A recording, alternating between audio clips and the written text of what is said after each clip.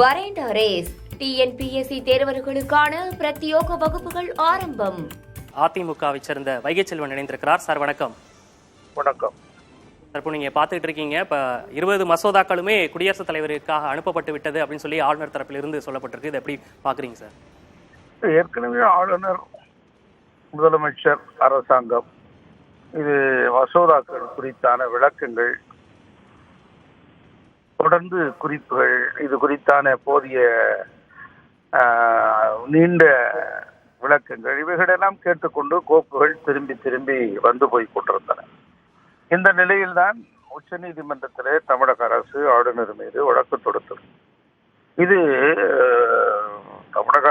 தமிழகத்தை பொறுத்த மாத்திரத்தில் ஆளுநருக்கும் அரசாங்கத்துக்கும் பல்வேறு நிலைகளில் மோதல் போக்கு இருந்தது. அது அண்ணா திராவிட முன்னேற்ற கழக ஆட்சியில் கூட இருந்தது.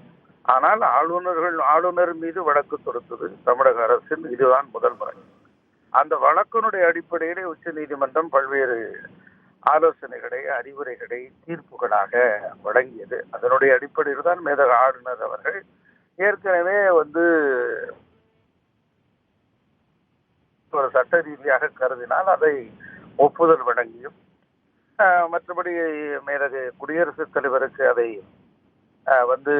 பரிந்துரை செய்தும் இது போன்று இருக்கக்கூடிய கோப்புகளை அனுப்பியிருக்கிறார்கள். ஆக இன்னும் நிலுவையில் இருக்கக்கூடிய கோப்புகளை அனுப்ப வேண்டும் என்று தமிழக அரசு அழுத்தம் கொடுக்கிறது. நியாயமான இருக்கக்கூடிய கோப்புகள் என்று சொன்னால் அது சட்ட ரீதியாக மேதக ஆளுநர் ஒப்புதல் வழங்கியே தீர்வார். அதில் எந்த மாற்று கருத்தும் இல்லை. ஆனால் பழிவாங்கும் போக்கினுடைய அடிப்படையிலே அண்ணா திராவிட முன்னேற்ற கழகத்தினுடைய அரசாங்கத்தில் இருக்கக்கூடிய 2 அமைச்சர்களின் மீது தொடர்ந்து வழக்கு தொடுக்க வேண்டும் என்கிற ஒரு தீரா பகையோடு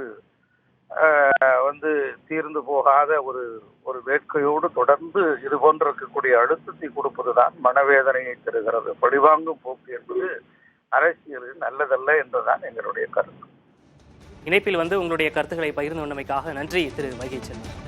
வரேண்ட ரேஸ் டிஎன்பிஎஸ்சி தேர்வர்களுக்கான பிரத்யோக வகுப்புகள் ஆரம்பம்.